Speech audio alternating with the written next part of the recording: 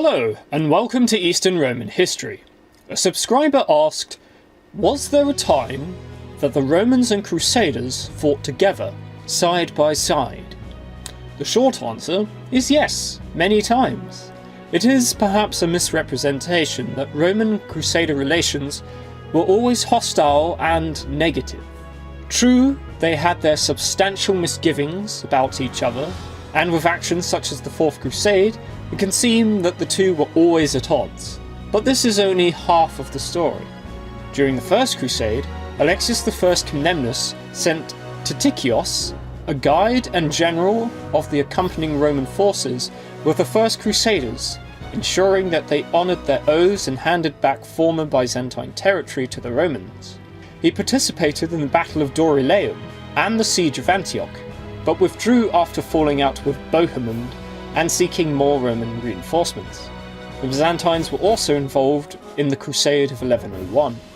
King Sigurd, the Crusader of Norway, visited Constantinople on his way back from his crusade in 1110 and gave Alexios I his ships and some of his troops.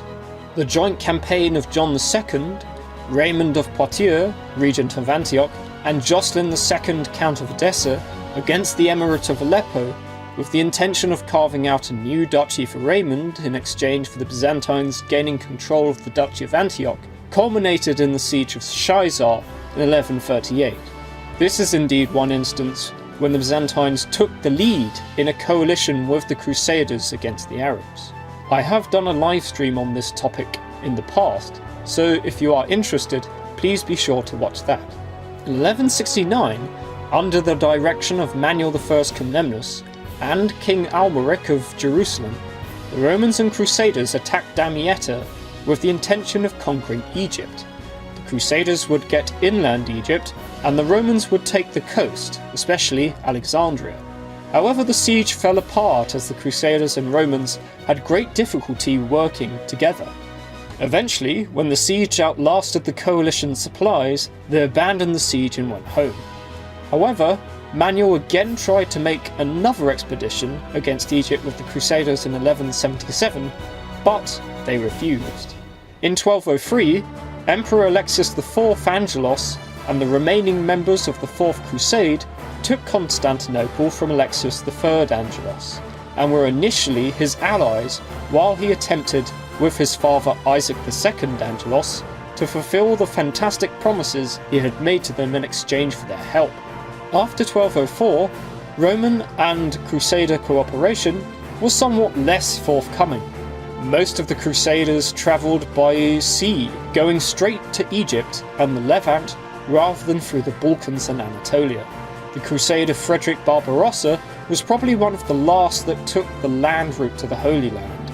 Ironically, during the reign of Michael VIII Palaiologos, Charles of Anjou, the King of Sicily, tried to convince the Pope to sanction a crusade against the schismatic Romans.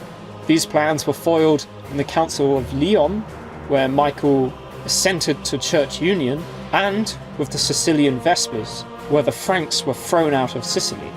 However, in 1366 to 1367, the Green Count Amadeus VI of Savoy launched a crusade against the Ottomans for his cousin John V Palaiologos.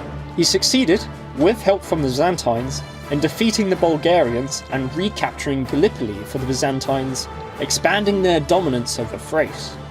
This was perhaps one of the only successful engagements against the Ottomans in that century, and was one of the last times the Romans and Crusaders successfully cooperated with each other and succeeded at their goal. In 1396, the Crusade of Nicopolis was launched against the Ottomans to check their power, especially since they had besieged Constantinople since 1394, although the crusade ended in complete disaster at Nicopolis, for which it is named. The siege of Constantinople was lifted in 1402 when Tamburlaine defeated the Ottomans at the Battle of Ankara.